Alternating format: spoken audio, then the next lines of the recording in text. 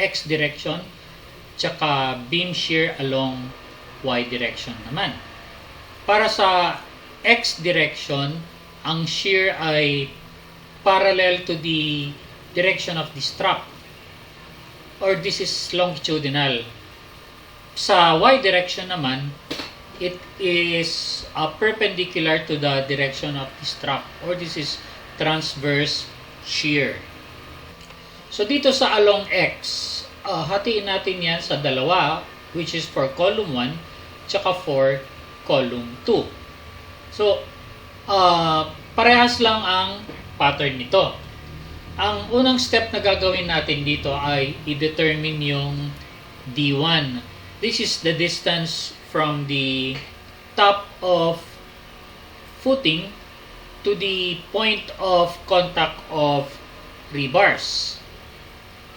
Or kung saan nag-intersect yung longitudinal bottom bar tsaka yung transverse bottom bars.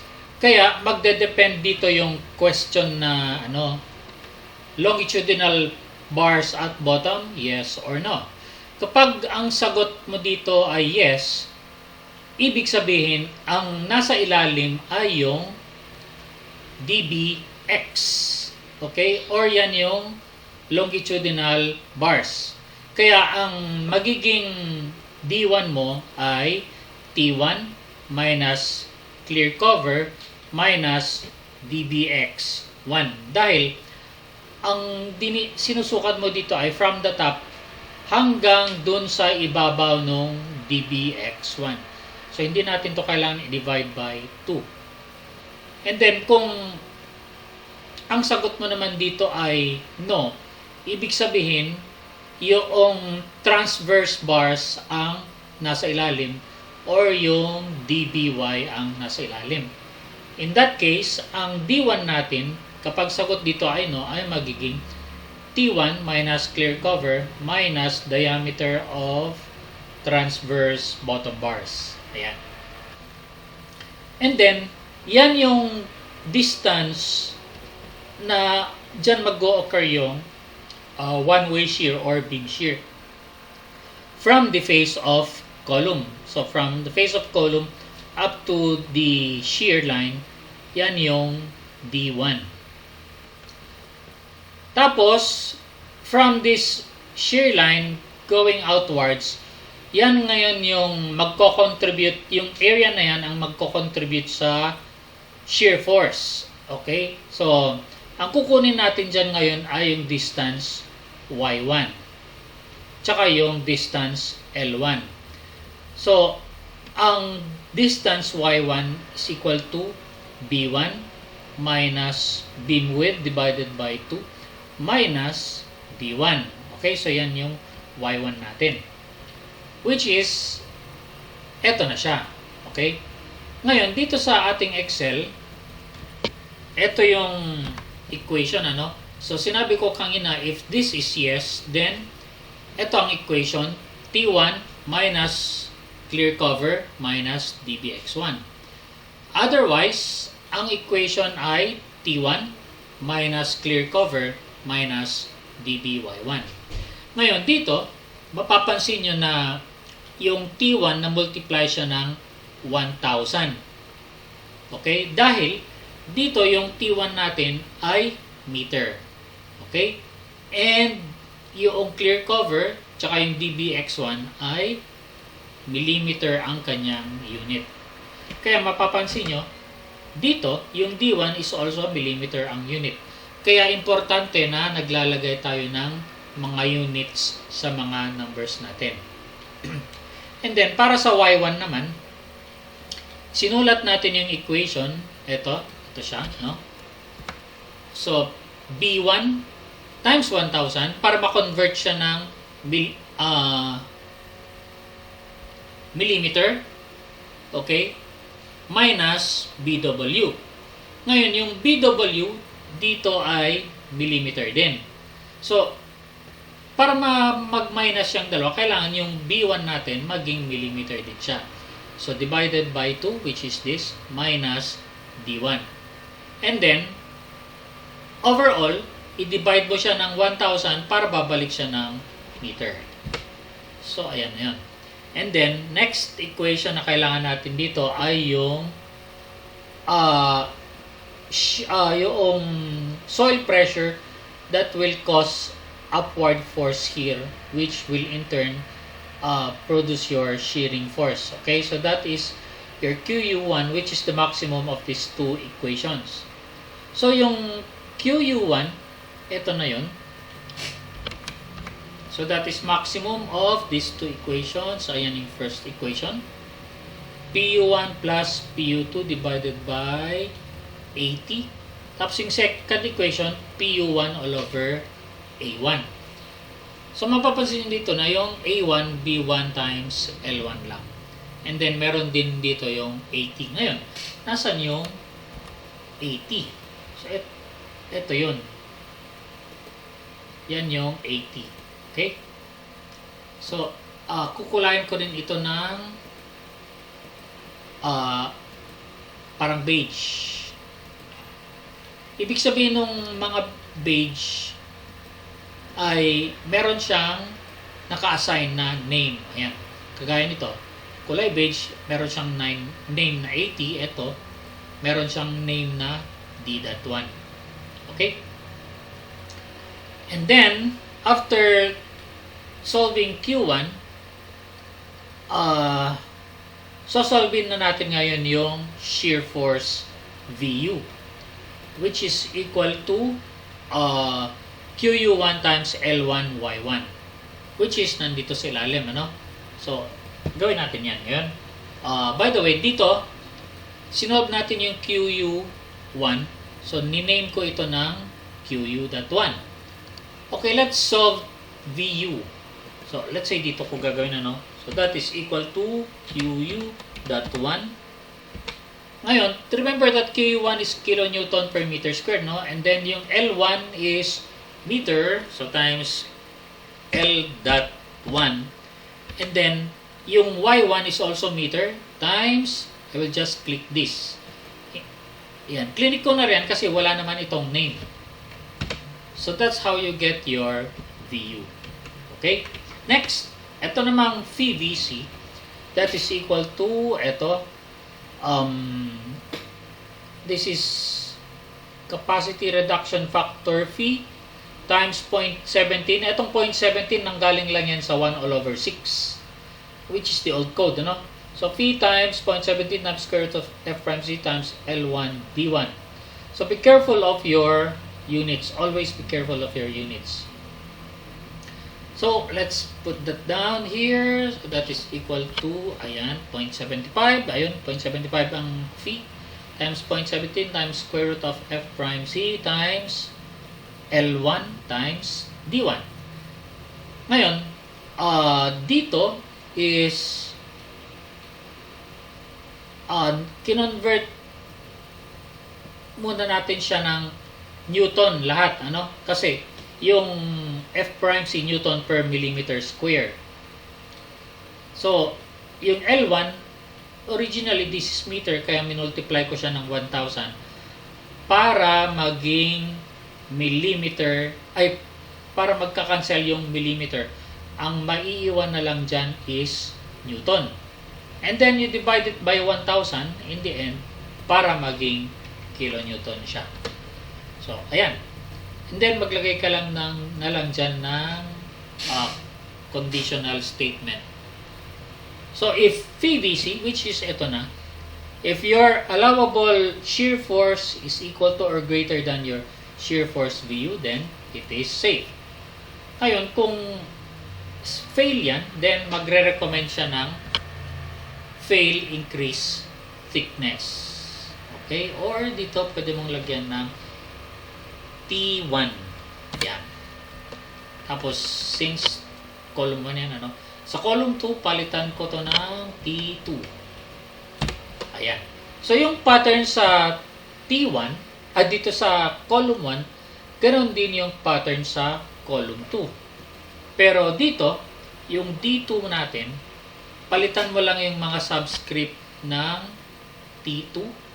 Ito, DBX2, tsaka DBY2. And then, yung tatanungin niyang yes, nakalink yan dito sa kabila. Yun. So, under footing 2. Okay? So, ito yun, under footing 2.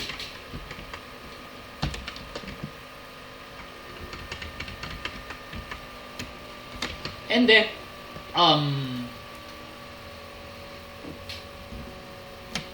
oops, dito nawala yung Y2. So, yung pattern naman ng Y2, kaparehas lang nung pattern nung Y1. Again, palitan lang natin yung subscript ng 1 sa 2. So, pwede kong i-copy to. Ayan. Paste ko dyan. And then, palitan ko to ng subscript 2 tsaka D2. Yan. So, balik tayo dito ngayon sa column 2. Yung D1, ito. So, pwede kong i-copy yan. Palitan lang natin yung mga subscript.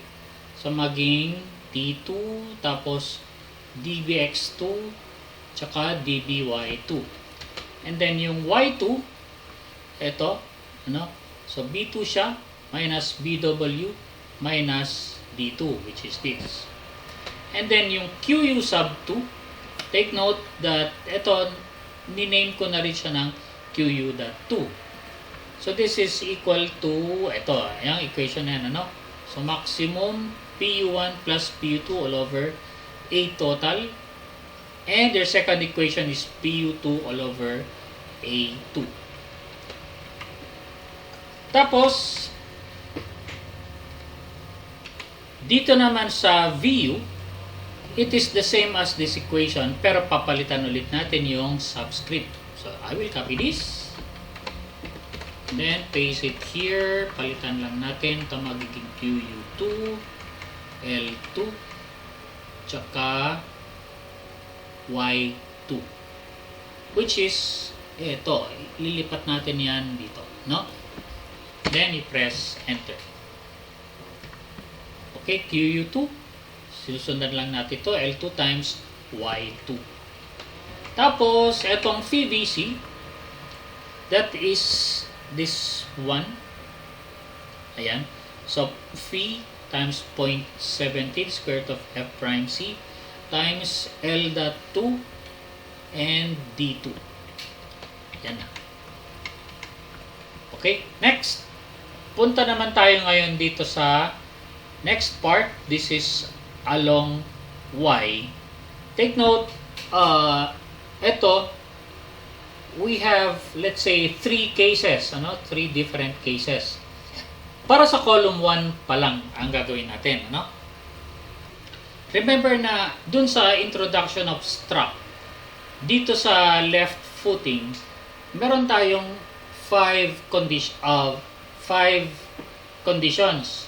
Meron tayong concentric, left edge, right eccentric, left eccentric. So, ito yon, yung tatlong cases na yan.